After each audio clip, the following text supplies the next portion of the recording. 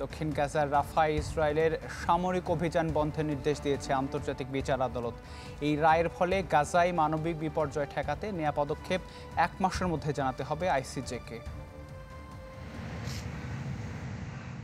Hamas নির্মূলের নামে সম্প্রতি রাফায় হামলার তীব্রতা বাড়িয়েছে ইসরায়েল, যাতে চরম মানবিক বিপর্যয় দেখা দিয়েছে অঞ্চলটিতে। নতুন করে বাস্তুচ্যুত প্রায় 9 লাখ ফিলিস্তিনি। এমন পরিস্থিতিতে দক্ষিণ আফ্রিকার আবেদনের শুনানি করতে নেদারল্যান্ডসের হেগে অধিবেশন বসে আন্তর্জাতিক বিচার আদালতের। আদেশ দেন অবিলম্বে আগ্রাসন বন্ধের।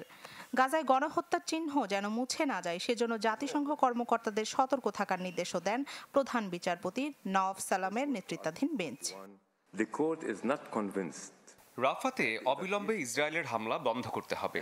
বিভিন্ন তথ্য প্রমাণ পর্যবেক্ষণ করে এটা বলাই যায় ইসরায়েল গাজাবাসীর নিরাপত্তা ও মানবিক সহায়তা দিতে কার্যকর পদক্ষেপ নেয়নি।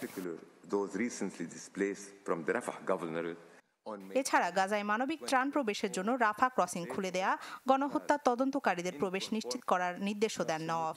সেই সাথে মানবিক বিপর্যয় ঠেকাতে নেওয়া পদক্ষেপের অগ্রগতি 1 মাসের মধ্যে জমা দিতে বলেছে আইসিজে। 100% কপার কন্ডেন্সারে তৈরি ভিশন ফ্রিজ, তাই গুণে মানে অটুট থাকে বছরের পর বছর। সদস্য দেশগুলোর সম্মতি দিলে কার্যকর হতে পারে এই রায়, যা উত্থাপনের কথা রয়েছে জাতিসংঘের সাধারণ পরিষদে। তবে আদেশ দিলেও মানতে বাধ্য করার এখতিয়ার নেই আইসিজের। গেল 2 সপ্তাহে জাবালিয়া, নুসেইরাত সহ বিভিন্ন ক্যাম্পে হামলার জোর বাড়িয়েছে জায়নবাদীরা। তাদের হামলায় সব হারিয়ে মানবেতর জীবনযাপন করছেন লাখো মানুষ।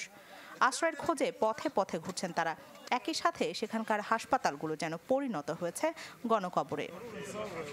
রাখি জেসমিন, চ্যানেল 24।